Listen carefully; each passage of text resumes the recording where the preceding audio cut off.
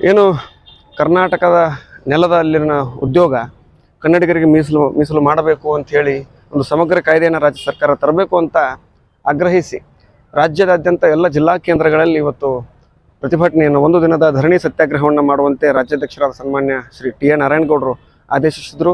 ಅದರಂತೆ ಬಾಗಲಕೋಟೆ ಜಿಲ್ಲೆಯಲ್ಲೂ ಕೂಡ ಅತ್ಯಂತ ಯಶಸ್ವಿಯಾಗಿ ನೂರಾರು ಜನ ಕಾರ್ಯಕರ್ತರೊಂದಿಗೆ ಇವತ್ತು ಧರಣಿ ಸತ್ಯಾಗ್ರಹವನ್ನು ನಾವು ಮಾಡ್ತಾ ಇದ್ದೀವಿ.